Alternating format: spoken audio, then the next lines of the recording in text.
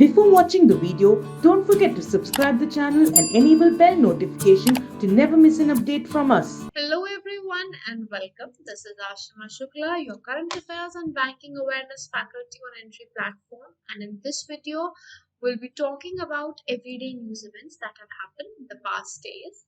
The discussion is going to involve all the major news events that are important from examination point of view and are important for you to keep a note.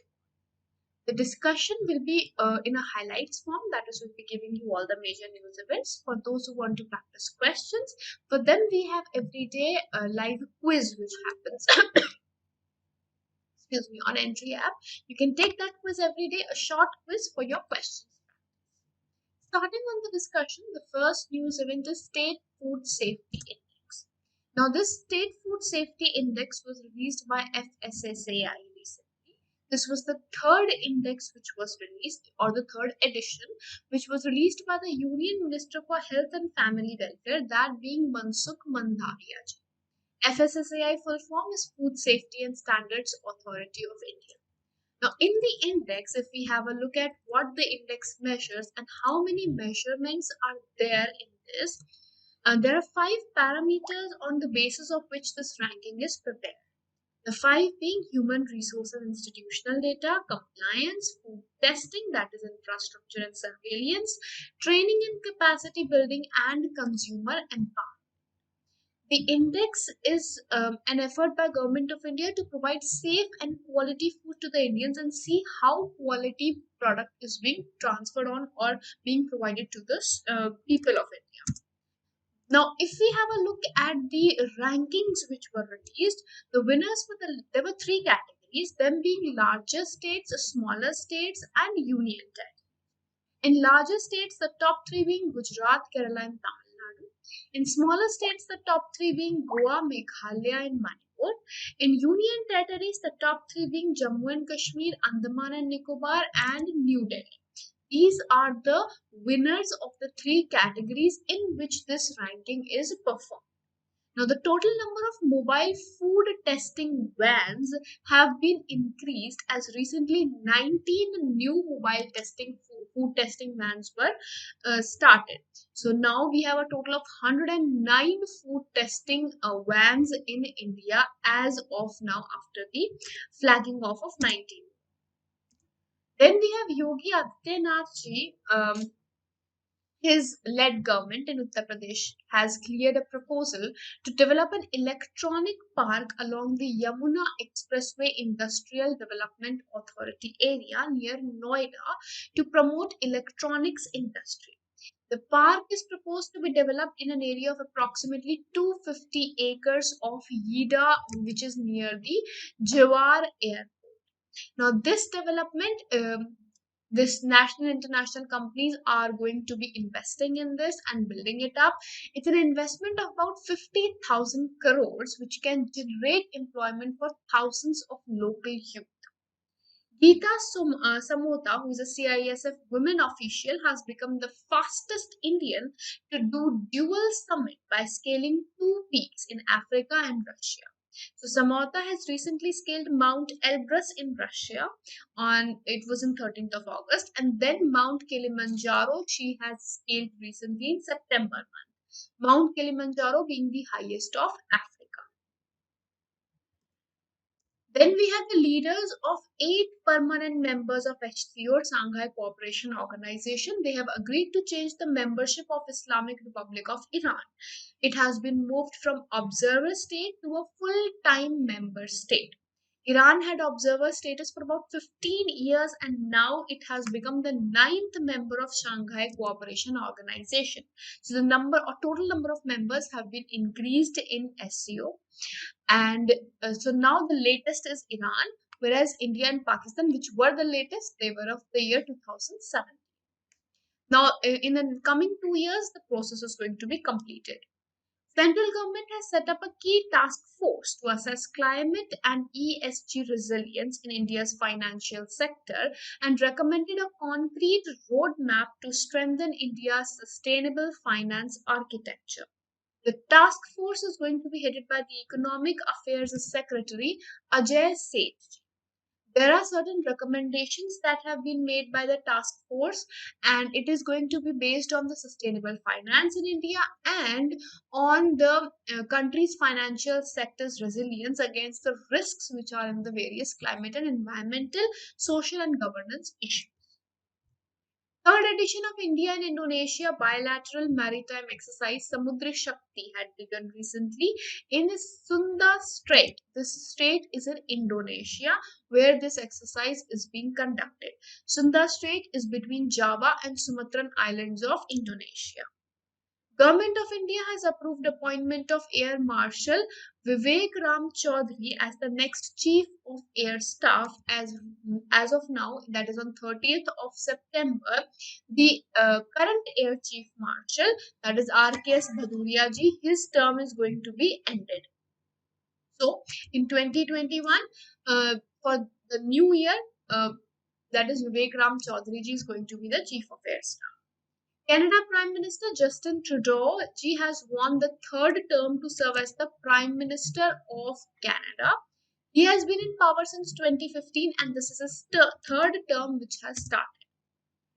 TRIFED has signed two MOUs, one with Big Basket and the other with PurtyAgrotech of Jharkhand recently.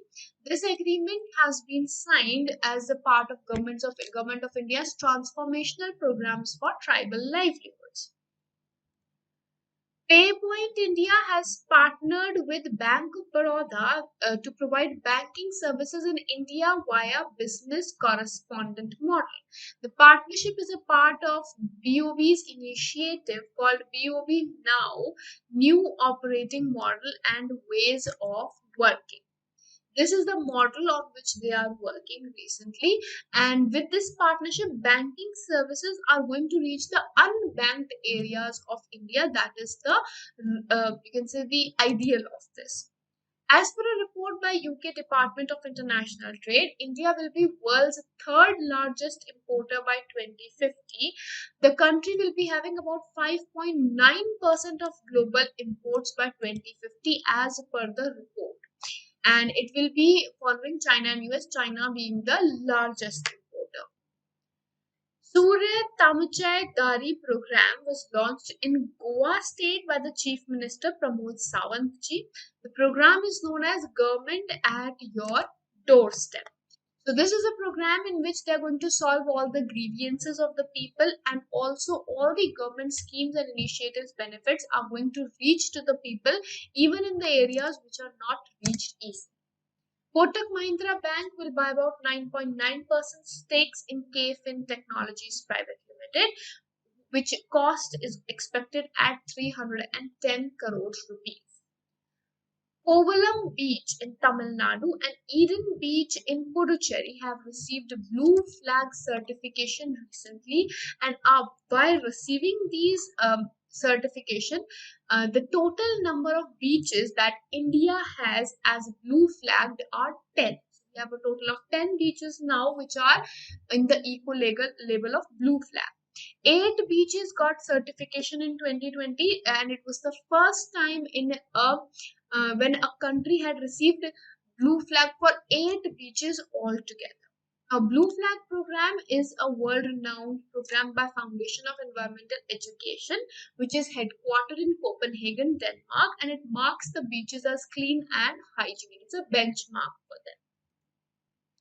Board of Zee International Enterprise Limited has approved merger of Sony Pictures Network. So MD and CEO of this merged entity is going to be Punit Goenka ji, who is the CEO of Zee Entertainment. Zee Entertainment CEO is going to be the CEO of this merged entity, and stakes will be held by SPNI, that is Sony Pictures Network India. 2 new beaches we have already discussed about. Union Minister for Commerce and Industry, Shri Piyush Goyal ji, has launched a national single window system. It's a single window portal that will act as a one-stop shop for investors or entrepreneurs to get approval and clearances from the government of India. So this one-stop shop is going to give them freedom from the legacy of running to government offices, getting registrations done and everything. Currently, the portal hosts about 18 central departments and 9 states. Remaining 14 are going to be added by December 2021. Union Minister for Port Shipping and Waterways, that is Sarbananda Sonowal ji, virtually flagged off the dwarf container train service from Jawaharlal Nehru Port. The consignment was moved from using a train to inland container depot, which is in Kanpur. The benefit of dwarf containers is that they are shorter in size, due to which they can be double stacked and also can be run on electrified tracks. Asian Development Bank has revised downwards India's economic growth forecast for the current financial year, that being to 10%. So they have shown a downward growth in this. Earlier it was 11%, now it has been projected to 10%. Gordon Brown has been appointed as Ambassador of Global Health Financing of the World Health Organization.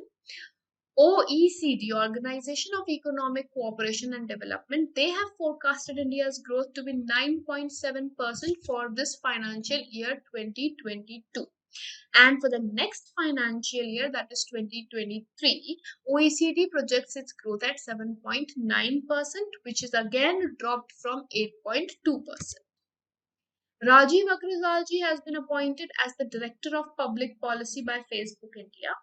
A book with the name The Three Khans, The Emergence of New India.